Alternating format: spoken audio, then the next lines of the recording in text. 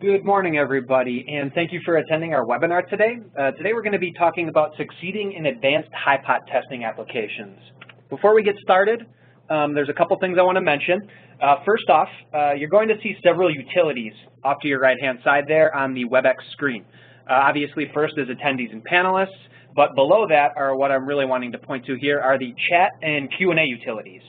The chat utility, I would like you to use that. If you're having problems with the video or the audio, go ahead and address those to Jim Kennessy. He is our host, so he'll be able to assist you with that if you're having any issues. I'm going to be covering quite a bit of material very quickly. We try to keep these webinars to under an hour, preferably closer to about 45 minutes so I can leave room at the end for questions. That being said, I have a lot of material to cover and some videos to show, so I'm sure you're going to have questions as we move through this. Also on the panel today, we have Syed Abidi, and he is going to be helping with answering those questions. So if you have questions about the material itself, please use the Q&A utility and address those, and Syed will be able to help you out. Syed is our new applications engineer, and he is getting this stuff very quickly, so I'm sure he's going to be able to answer most of your questions. Should there be any questions we were not able to answer, you can always feel free to email us at info@asresearch.com, and we will get back to you pronto. Additionally, if you want copies of the slides or this presentation, email Jim k@asresearch.com, and he'll be able to give you a copy of those. This webinar will be available up on our website in the next few days. That being said, let's get to the outline. So if we're going to be covering an advanced testing application, we first have to go over what type of tests we're going to be dealing with here. So first I want to cover the three most common types of tests that we run into in both production settings and laboratory settings. And the first one, of course, is the Hipot test. Also the ground bond or continuity test, depending on what type of testing you're doing. And then finally, the line leakage test. So we're going to cover these very briefly with a little bit of detail so that you can get a base understanding of all this. And I'm sure most of you here listening today have run at least one of these types of tests or are planning to in the near future. So we'll give you a good basis for that, and then we're going to kind of amp up the difficulty level a little bit here and start talking about all these types of tests in a multi-point sequence. So now we're not just dealing with one current path, we could be dealing with many. We could be dealing with many insulation barriers, which is where point-to-point Hipot comes into play. And then anybody who's ever dealt with IT equipment or had tested IT equipment or medical equipment has probably had to deal with multi-lead line leakage testing as well. So after we talk about all that and everybody has a good understanding from that standpoint, I want to go over the advantages and applications with automation because there are many ways you can automate these types of tests. You have several options, and I want to explore some of those options. And hopefully what this does is if you're looking at an application along these lines, it gets the gears turning. So we'll talk about the advantages. We're going to give you an example using our particular version of software, although most of our units and many of the other Hipot units out there are compatible with many different types of software. We're going to use ours as an example to show you how we get the job done. And then finally, and in some cases most importantly, talk about data and the analysis of that data, as most companies keep pretty strict records when it comes to compliance testing and the results from those tests. So that being said, let's start things out with the dielectric withstand test. Pretty much, I'm sure everybody listening, whether you know it or not, have dealt with a piece of Hipot equipment or have had a product that has been Hipot tested. Almost every electronic product on the market today has been Hipot tested before it goes out the door. What that is it's a high potential, aka Hipot for short, and it's designed to stress the insulation of the product far beyond what it's going to encounter during normal use. The idea behind this is if you can go ahead and slam the insulation with this level of voltage for a short period of time, it's going to operate throughout its life cycle without a problem or posing a shock hazard to the user. So let's just think about a 120 volt product, right? Anything you plug into the wall pretty much runs off of 120 volts. Well, often is the case is they'll apply 1,000 or 1,200 or maybe even up to 1,500 volts to that product to make sure the insulation can take it. It's kind of similar to if you think about a car windshield, right? How do they make sure that a car windshield is going to be able to take an impact? Well, they slam it with a sledgehammer or a piece of wood or whatever they do with crash test dummies to slam it into the glass to make sure the glass can take the impact and how much impact it can take. Hipot testing is much the same, except we're doing it with insulation and electricity instead. So since voltage is your force, we're making sure we apply enough force to make sure the insulation is solid. Now when we're talking about Hipots and Hipot tests, there are other types of failure definitions you might run into, and everybody sees or describes their own type of failure and what that failure might mean. Now the most common one that indicates a failure is breakdown. Most of the standards that I deal with when you're talking about Hipot testing, this is the word that they use to say your product is not in compliance if it breaks down. What is a breakdown? Well, it's an abrupt increase in the flow of electrical current. So basically, you go from a steady state leakage value and then all of a sudden, boom, you get a spark over or a breakdown of an insulation. And what it is it's a complete failure of the dielectric material. At that point, your insulator ceases to become an insulator and now forms a conductive path. You're going to get carbon tracing or something along these lines to show that your product has actually broken down. Now, there's a difference between a breakdown and some other types of failures that you might see on a Hipot test. For example, something that we call a disruptive discharge. What is that? It's a discharge that bridges the insulation, reducing the voltage across it to practically zero. When you hear that definition, you might be thinking, that kind of sounds like a breakdown to me. Well, it can be a breakdown, but not in all cases. Consider a case where you have voids in your insulation. What if there are particulates built up in this void? Those particulates themselves may be conductive, but the insulation around it is not, and the insulation around it has not been breached. Well, what can happen when you do a Hipot test is you get a path from your high voltage point to your return point, and it basically jumps through these particulates and these voids and burns them away. So you get this weird case where you run a Hipot test, and it fails the first time, and it tells you your product broke down.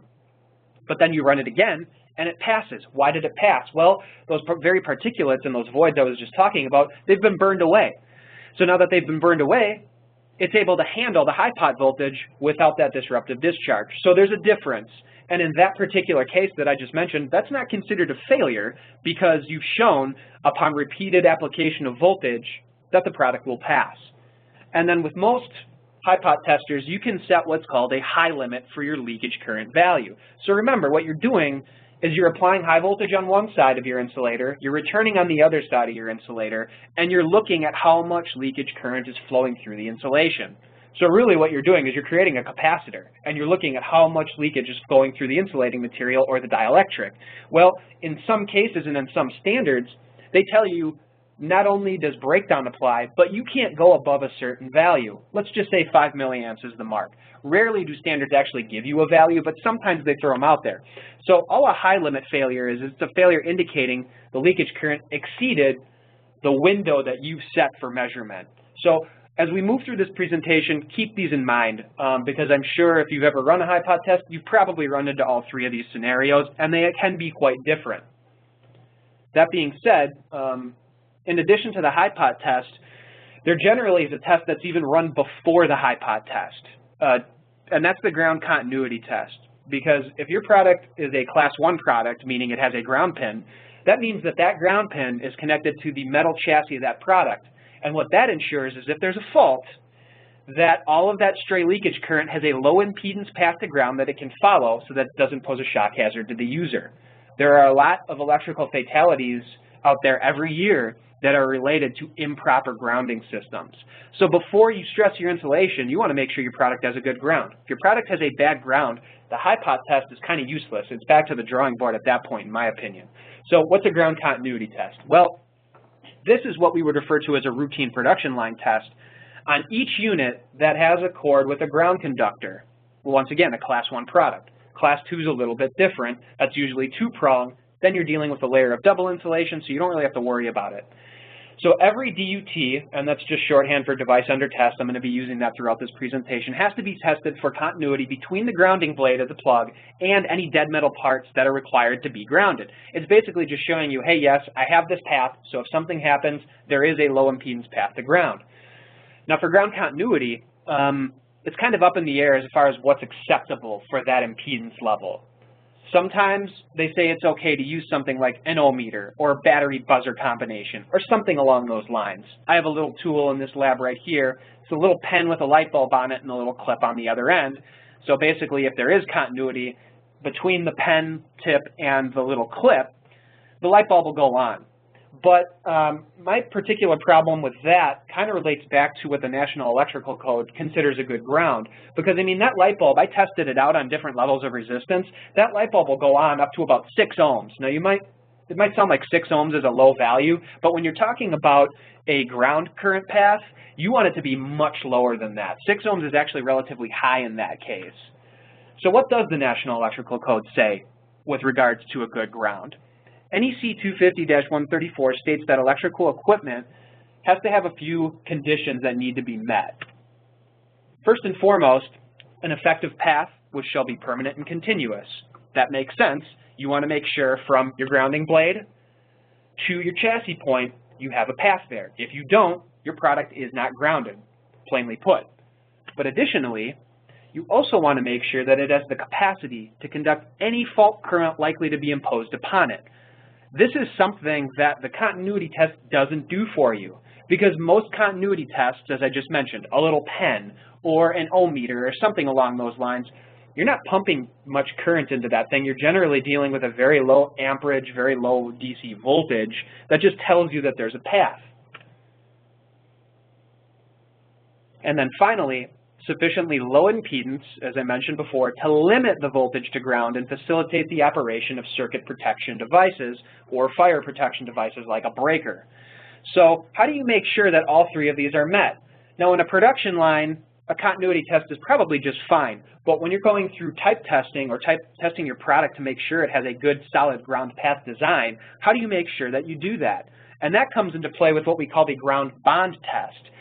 This is often in standards called protective impedance, bonding impedance, or ground bond. You might see many different terms thrown out there. I've even seen some standards call it a continuity test, but it's in fact what we refer to as a ground bond test. Well, what's the difference?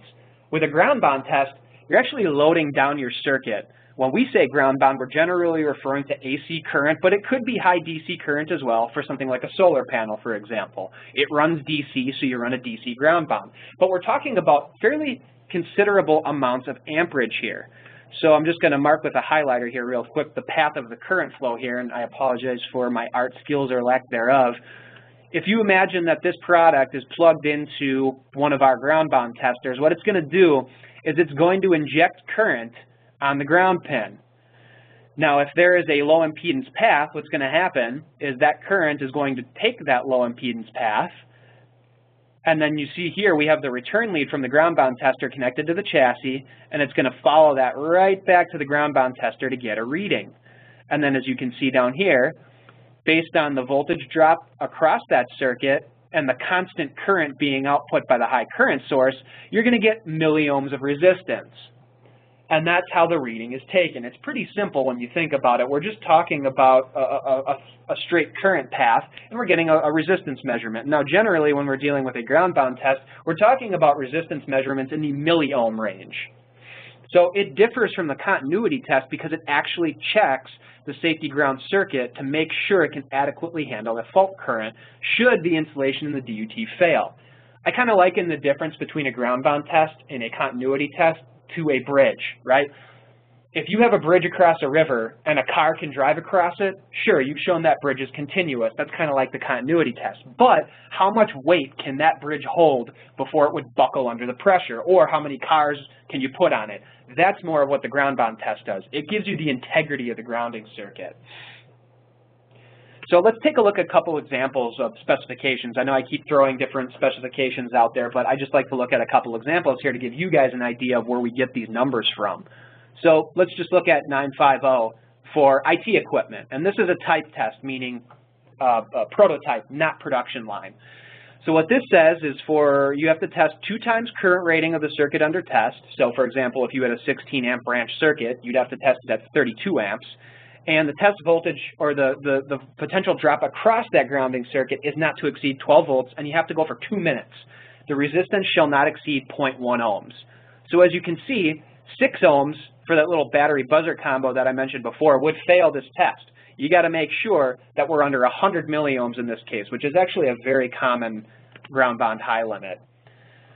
EN50116, which is also IT equipment, this is the British European norm equivalent, says something very similar. You still see that 0.1 ohms number out there, 1.5 times current capacity, but not more than 25 amps, and they allow you to do AC or DC.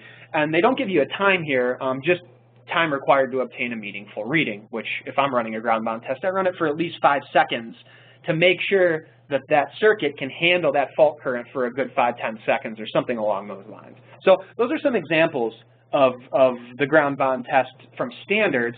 But first, what I want to do next is I want to show you an example of setting up a continuity and a Hipot test on a Hipot unit. So bear with me here for a second because I need to do an application share, and I've tried to do this before, and usually it works out pretty well, and I know there can be a bit of a delay, so I'm going to give this a second before I start talking.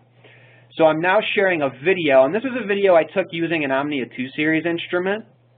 So I'll push play. So what we have here is the screen of an Omnia 2 series instrument, and you can see we're in the setup test screen. So we want to set up a sequence, okay? Now you'll notice at the very bottom of that screen I've gone ahead and I've given my file a name, and I've called it webinar in this particular case. And what I'm going to do is start with a blank sequence. So I'm just going to add a simple DC continuity test. And just for the sake of this demo, I'm going to put the high limit at 250 ohms. Low limit doesn't really matter in this case. And I'll let it sit for a couple seconds. And at the moment, I'm not really going to worry about the offset. So there's my first step. And you can see we have a 2-second 250 ohm test. Now let's add a quick Hipot test. So I'm going to add an AC Hipot test. And I'm going to test this circuit at 1,240 volts. I'm going to leave the high limit at 5 milliamps. Since it's an AC test, I don't really need a ramp up. I'll leave the dwell at 2, no ramp down. Don't worry about the arc detection for the time being. And I'll leave my real current limits the same as my total current limits. So there we go. We have 2 tests set up. This would be a very common test sequence, a continuity. First, to make sure your grounding path is there, followed by a Hipot. So I'm going to make sure I save my changes, and it takes me to the perform test screen here. So now I'm going to take the camera out of the tripod and show you what we're connecting up here. So what we have here is an adapter box. This is connected directly to my Hipot tester, which is nice because it gives me a way to plug it in simply. So we have a line and neutral conductors here, and then the ground conductor. All 3 of those are going out to the adapter box. So what's going to happen when I run this test is that line and neutral are actually going to be shorted to high voltage. And then for the continuity test, the current is going to be injected via that ground lead to the ground pin, okay? Now we need a return point for both of these tests, and that's what this black clip lead is for, or the case lead. And as you can see off the back of the unit here, I have the case lead connected. That's going to be our Hipot and continuity return point. Now as you can see here, I just have a sample DUT. This is just a model DUT that I'm going to use for the purpose of this demo. So this is the 3-prong cord coming from our sample, and I'm just going to go ahead and straight up plug that into the Omnia unit. And then I need my return point on the chassis, which as you can see I have exposed conductor there that I can connect it up to. So it looks like I have everything squared away. And we're going to go ahead and put the camera back and run these tests. So we can see we have a good path, so that looks good, and looks like we have good numbers for the Hipot test, and that is the end of it. So pretty straightforward. So that's just an example of setting up a brief continuity and Hipot test, which I mean, I used a pretty advanced tester there, but I mean, the fact of the matter is you could do this with almost any Hipot tester out there on the market. But then we're going to delve into an area that's actually a little more in-depth. This test isn't as common, but just as important, and it's called out for in quite a few standards, notably 60950 for IT equipment, 60335 for household appliances, 60601 for medical devices, and that is the line voltage leakage test. So this test is performed on electrical products to measure the leakage current which could flow through a person while the product is operating. And that last little blurb there, that's the key. Because if you were to read the first part of that statement, you'd say, what's the difference between that and a Hipot test? Sounds like the same thing, but it's not. There's a few notable differences here, which I'm going to talk about now. First of all, you're running this test while the product is actually running. So unlike the Hipot test where I'm shorting my mains conductors, I'm not running it. If you tried to drop 1240 volts across line and neutral on your product, you'd try it out. We're just stressing the insulation. But here, we're actually going to run the product via some kind of AC power supply and measure how much leakage current is flowing through the product while it's running at nominal voltage. The other difference is how we measure that leakage current. With a Hipot test, you're usually just dealing with some type of network of current sensing resistors, just like you are on a lot of different types of meters. With a line leakage test, you're actually using something that's called an MD, or measuring device. And what that is designed to do is simulate the impedance of the human body under different conditions depending upon the application of the product. So we're not dealing with just a resistor, we're dealing with a network, and I'll show you an example of that in the next slide. So we're running these tests and both normal and what are known as single fault conditions and reverse polarity on input line power at 110% rated input. So let's take a second to digest that information, because I just threw a lot of information in that one little bullet point. So when I say normal conditions, what I mean is as it would normally run should you just plug the product into the wall and run it. But we also need to consider some worst case scenarios, and that's what the line leakage test is particularly good at, considering worst case. So if we're talking about risk analysis, this is definitely a type of test that you want to run. What is a fault condition? A fault condition is basically something that could go wrong during the test. Most notable examples are your neutral. Let's say your neutral conductor opens. That would be considered one fault condition. Let's say you have a polarity reversal. That could be considered another fault condition. Some standards don't consider it a fault condition, but they'll still run their product under a polarity reversal just to see what happens. And then finally, your ground conductor. What happens if your ground is defeated? So you need to run tests also with an open ground to make sure that it's still not going to pose a shock hazard to a user.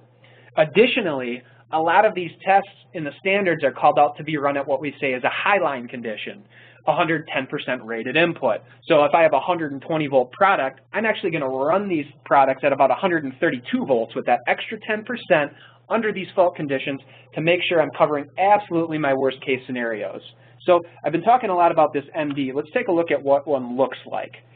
So here's a front panel shot of the Omnia 2 screen, and there's the measuring device for the 60601 medical device standard. It's not very complicated. You have a couple resistors, a 1K ohm and a 10K ohm, shunted by a 0.015 microfarad capacitance.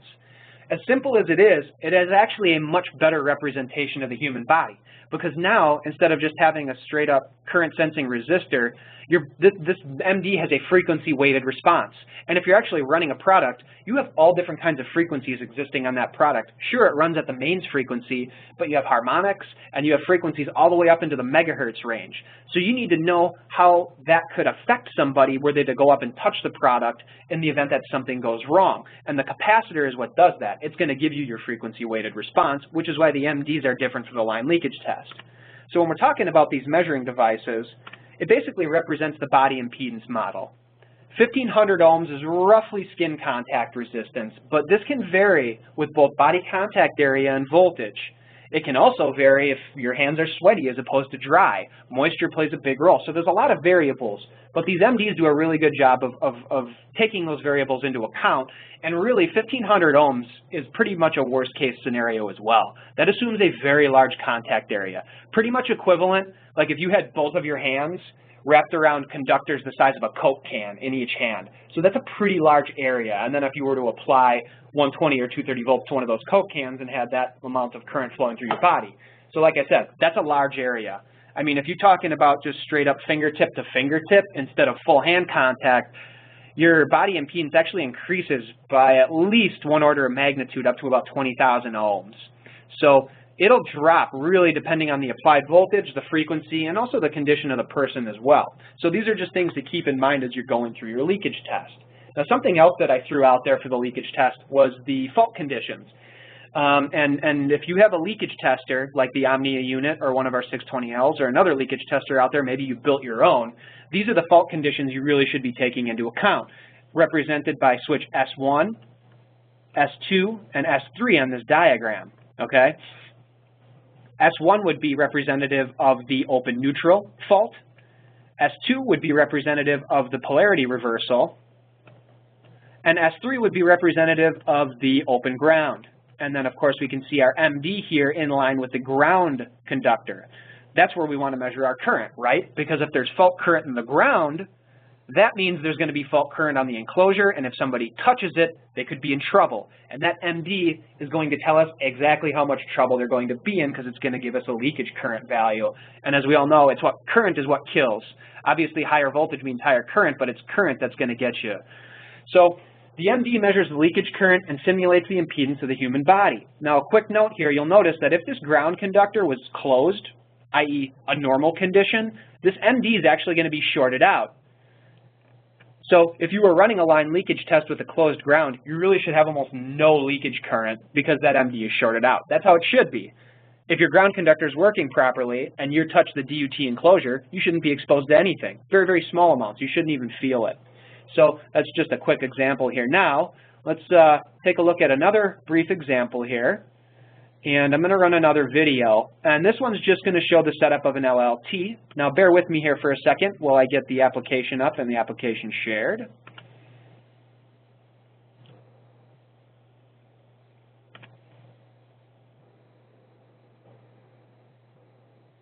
Okay, so looks like it popped up now, and I'm going to let it catch up for a second on your end, and I'll go ahead and push play.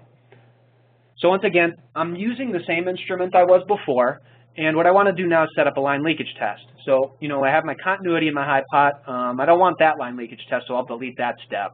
And let's add one from scratch. So here we have a line leakage test right here. So first we have our leakage high and low limits. For the purpose of this demo, I'm just going to set the high limit at 1,000 microamps. Not going to worry about a low limit, and I do want to monitor my voltage window. So I'm testing a 120 volt product under 110%, so I want to make sure I have 132 volts. So I'm going to set a high of 135 and a low of 110 just to make sure I actually have voltage. Set a couple timers, and then I'm going to set my measuring device. I'm going to use the 60601 device that we've been talking about for medical devices. And then I'm going to set my probe configuration, which I'm going to do ground to line, which would be an earth leakage test. Okay, you'll notice that I left my fault conditions to normal. I'm going to leave my filtering to AC/DC, and then this unit has an internal power supply built into it. So I'm going to set that power supply to 132 volts, just as I talked about, and I'm going to leave these other parameters alone for the time being. So you can see all our parameters there. Now you can see our test. Now, the other thing to consider is we have 3 fault conditions, and you can see I just opened the neutral. 3 fault conditions, and each switch has 2 positions. So if you want to cover all your bases, you're dealing with 8 different tests. So leaving all of my other parameters the same and only changing my fault conditions, I'll actually be dealing with 8 separate line leakage tests. So all I'm doing now basically is going through every combination of every fault condition.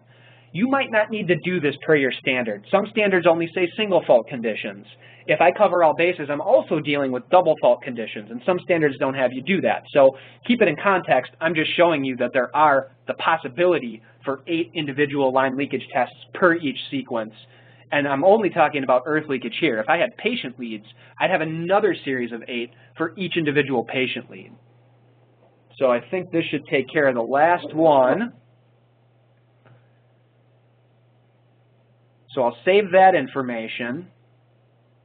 And once again, I'm going to take my camera out and show you what I'm simulating here. It's pretty much going to look the same as my last series of connections. We have my simulated DUT right here. And I'm just going to plug that in, just like I did last time, into the adapter box. And keep in mind that adapter box is still connected to a line neutral ground. Now, unlike the Hipot test, now the internal source is going to drive line and neutral as it would normally through a socket. I don't need the return point for my Hipot or ground bond because I'm just running line leakage, and all of the measurement is done from ground to line, as you saw when I was setting up the test. So I'll put that exposed conductor away, make sure my product is plugged in, and let's run the line leakage series. So for the purposes of this demo, I'm just going to run line leakage. You guys have already seen the continuity in Hipot, so we're not going to worry about those. So we have our 132 volts, as you can see. Now you'll notice in the top, it's changing the conditions as I change them. So that would be open neutral. And you'll notice we're not getting any leakage. Well, we still have a closed ground, so we really shouldn't be seeing anything. You can see I'm also monitoring the voltage drop and the maximum leakage current that's happened during the test. Now that we have an open ground, you can see we're actually getting some readings because our ground conductor is faulted and it's flowing through the MD or the person. So we just went ahead and ran through all 8 steps for a earth leakage test. So jumping back here, I've been throwing these terms out left and right during the presentation, and I just want to take a second to take a step back and talk about them. When I say type testing, I'm talking about laboratory testing.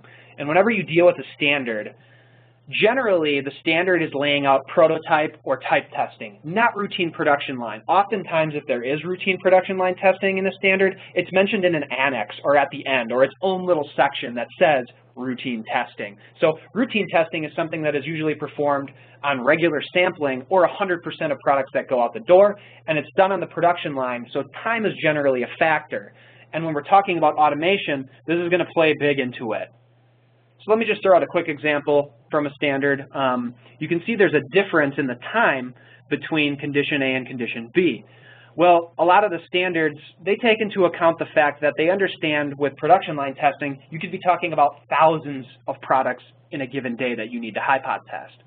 So if you're talking about thousands, a 1-minute test might not be acceptable. That's far too long. So what they allow you to do is increase the potential by 20%. So you can see in condition A with a type test, we have 1,000 volts for 60 seconds. But what they say is, okay, well, you can take that time down to 1 second if you increase your test potential by 20%. So they're just compensating for that fact. So this is something you'll see in a lot of standards, and keep that in mind moving forward. And since time is a factor, it could be an even bigger factor if we're talking about multi-point testing. Because now we're not just dealing with a mains Hipot or continuity test. We could be talking about several insulation barriers or several conductors. And then time becomes really critical. What about a cable harness or a heating element that has multiple pins? If every one of those pins or cables in the harness needs to be tested, we could be talking about a considerable test time, and that could mean a lot of money. Now let's just think, if we had a product that had multiple circuits that require testing, multiple tests need to be performed on all of them. You might need to do continuity and Hipot. So how can you get this done in a timely fashion? I personally like to use switching matrices or scanners to be incorporated into a workstation to automate the test process, because what it allows you to do is automatically connect the proper circuits to the proper high voltage or continuity points to get it done in an automated fashion. Because this is going to speed up your testing process. If we're talking about point-to-point continuity or high voltage or high current tests that need multiple points, this could be a pretty critical factor. So right there I have a picture of a 7-conductor heating element. That's actually a 3-phase heating element that's used in something like a stove, for example. So those pins all may need to be tested individually. So if we're talking about a point-to-point ground bond or continuity test, we need to ensure we have a continuous path on multiple leads or circuits. We can't just test one of them. If we have multiple conductors, they each have to be tested. If we're running a ground bond, we also need to test the integrity of these paths. So as we know, our results are either going to come out in ohms or milliohms. Now, an example is what I just told you about, conductive wires in a heating element. You need to ensure that none of those conductive wires are broken, or during the process of extrusion or putting them inside the sheathed element, that they're not coming up in contact with the sheathed part itself, which is metal, or that there's proper insulation around them, and that from phase A to phase B, or the 2 pins in phase A, that it's continuous. So that's just a brief example. So as you can imagine, if you're dealing with a product like that, you probably also need to do point-to-point Hipot. So for a 3-phase heating element, you're talking about 6 conductors, 2 conductors for each phase. If you need to test A to B, you're going to also need to test A to C, B to C, and B to A. So we're ensuring that insulation between multiple circuits or multiple insulation barriers have not been compromised. And you could test all the insulation in one Hipot test. Sure, just think about that. If you shorted all of your conductors together and then just returned on the chassis, you get it done in one shot. That's great. You could save yourself a lot of time on that. However, if you do that, there's 2 problems. You could get cumulative leakage current. So leakage current from all of the circuits at once back to your return is going to be measured. If you want the values for the other phases, for example, you're not going to get that by doing it at once. Plus, if there's a failure, you don't know where the failure is. And if you're dealing with a 48 conductor cable harness, for example, or a 100 conductor cable harness, and you want to know which one failed, if you do them all at once, you're not going to know that. You're just going to get a failure, you're going to know something failed, and you're going to have to go back and test them all anyways. So a better practice is to run multiple tests in an automated fashion and determine the integrity of the insulation in each individual circuit. Now, if you have an operator going through and hooking up point by point by point, this is going to take you forever, which is why I talk about the scanners and scanning matrices. It's basically a relay matrix that allows you to automatically switch. So, for example, testing insulation, the heating element, from each wire back to the case. That's just an example. So far we've covered ground-bound Hipot point-to-point, but you could also deal with a situation where you're dealing with a multi-lead line leakage test. Let's just say measuring leakage current through an MD on multiple test points. What do we mean by multiple test points? Well, you could have a product that has multiple enclosure points, multiple patient leads, multiple signal I/O ports. In many cases, all of that needs to be considered. So how do you do this in a fashion that ensures, number one, your operator didn't screw it up by connecting to the wrong point, and number two, that you're doing it quickly? You have to consider the worst case scenario. So each one has to be tested individually. So that's where we come into automation. Obviously, it saves time, and if it saves time, it's saving you money, especially if we're talking about complete accuracy across the board. You also reduce the opportunity for human error. I've been in several customer sites where I've seen the operators, while I'm watching them test, connect to the wrong leads. Not only then are their results incorrect, they missed a lead. So the product hasn't been fully tested. And unless you're tracking a process like that very closely, you may miss these things. So the integration of multiple units is what we consider to be the best way of doing it, because you can integrate these multiple units for a completely automated test setup. So for example, an Omnia with a scanning multiplexer. Another advantage here is if we're doing full automation, we're probably going to be using some type of software, something that we can use to automatically set up and run these tests through a PC. One way that we do that is our AutoWare 2 software. We use AutoWare 2 to control instruments, set up your tests, and record data, as well as print reports, all remotely. If I don't want to touch the front panel of the unit, I don't have to. I can do it all through the software. Now, certainly all of our units, most of our units anyways, have their own command set. You could program this on your own. You could create your own software, and I've seen other customers do that as well. I'm going to use AutoWare 2 as our example of this. But before we get into that, I have a couple more video examples I want to show you guys. So bear with me. I'm going to get the video pulled up, and then I will share it with you. So what I'm going to share in this video, it's basically, I'm doing the continuity and the Hipot tests in an automated fashion, and then I'll do the line leakage one next. So as you can see here, I have several continuity tests already set up, as well as several Hipot tests. Now, how was I able to do several of these in an automated fashion? Well, there's my scanner. As you can see, I have a 16-channel scanning multiplexer connected to this Omnia unit so that I can do this test. Now, obviously, I'm going to want to show you guys the connections to see that what we're dealing with here. And our setup just got a whole lot more complex, but it's really not that bad. So as you can see, we have a complete simulation here. And keep in mind that I am just simulating a DUT, but you can well imagine how you'd connect this up to something in real life. So I have it plugged into the adapter box for my regular tests. And for simulating multi-point Hipot, I have 4 different points. I have common and then several 20 mega ohm resistors placed in different configurations. And I have those 4 points plugged into channels 1 through 4 of this scanner so that I can test point to point, kind of simulating, let's just say, patient leads. Now for continuity, I'm using a different resistor box that are low ohmic resistors, and I have those plugged into these 4 points, which are channels 9, 10, 11, and 12 on the scanner. So as you can see, what I also have here is I have the return and the current and the high voltage on the scanner connected directly to my Omnia off the rear panel there.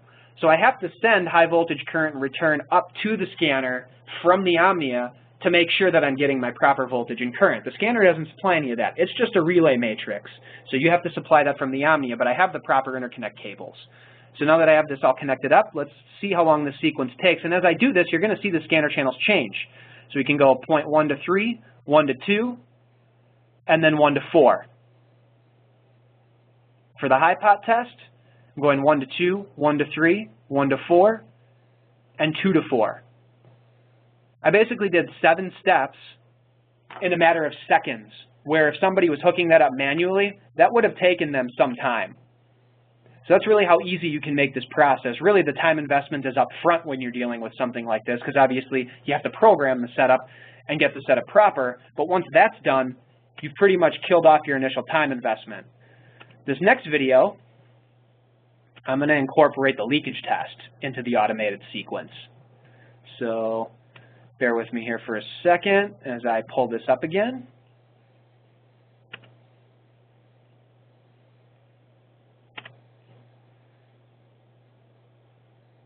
I'm sorry, this video might be a little choppier. I was moving around a lot. Obviously not a professional cameraman, but hopefully it's clear enough for you. So, okay, now what you're going to see is 2 additional connections. You see them on those 2 channels up there. What I've connected those to are probe high and probe low off the Omnia. Those are 2 probing points used during the leakage test. So that's channels 15 and 16. So let's just imagine these probing points would be connected to something like patient leads. So I'll simulate those patient leads with those other contact points that we already went over, right? So I have the same setup. All I've done is I've incorporated my 2 probing points into that setup. So keep that in mind as we look at this very last video where I actually run the sequence.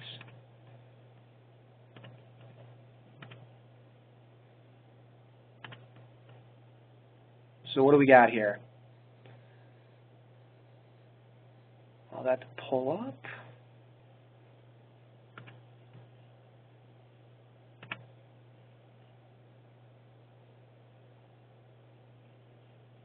One second, guys. Just making sure this goes through. Sometimes the application sharing takes a couple clicks to get it to actually listen to me.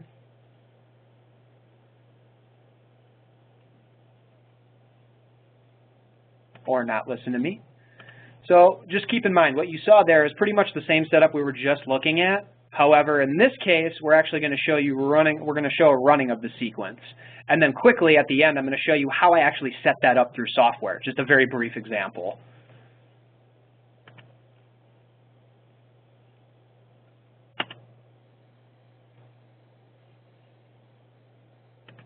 And I don't know why it's having a problem with this particular video. It didn't have an issue with any of the other ones. Hold on one second, guys. Bear with me. If this doesn't work, I can go ahead and skip that and go right on to the other application share.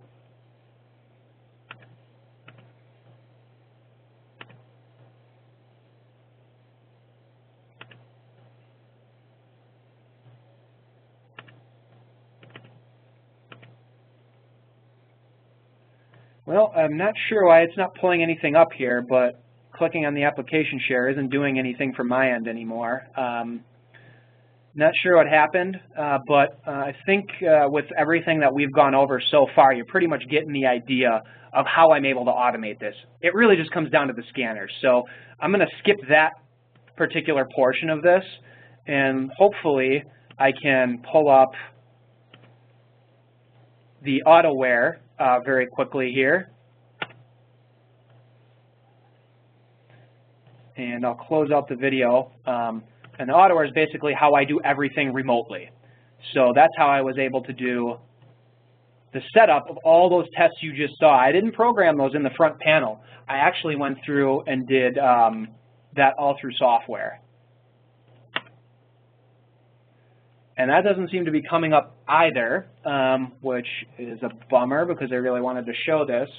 In any event, since this doesn't seem to be working properly on the WebEx session, what I'm going to do is I'm going to skip over that, and that's pretty much, that last example is pretty much what I wanted to show you guys, because what that allows you to do is store data with that program in a text file, .txt, which can be viewed in Microsoft Excel, Notepad. You can put it into an Access database. We've had customers integrated into their own databases where they drop the text file directly into their database for data tracking purposes, especially important in the medical industry. And you can save all these data files to a respective run file, which basically further automates your setup. Now, since you guys didn't get to see that event share, what we do have is we have some stuff on our website that goes over the program and gives some examples. And actually, in the next week or so, or next couple weeks, we're actually hoping to have some demonstrations put up on our website that'll actually run you through a full testing sequence as well. So you'll be able to see those examples directly from our web, and we'll certainly keep you posted as to results there. Now, if you'd like a copy of this presentation, let Jim know. You can email him at jimk@asresearch.com, and as I mentioned before, if you have questions that we're not able to get to here, just email us, info@asresearch.com, and we'll get back to you ASAP. We have a policy of answering customers within a 24-hour period, and we're pretty good about sticking to that. Additionally, you can reach out to Jim should you have other questions, or myself, nickp@asresearch.com, should you have some more technical questions. That being said, I'm going to leave it open for a few minutes in case anybody did have any questions we weren't able to get to. But once again, thank you very much for attending our webinars. We do appreciate it, and we hope you took something away from this.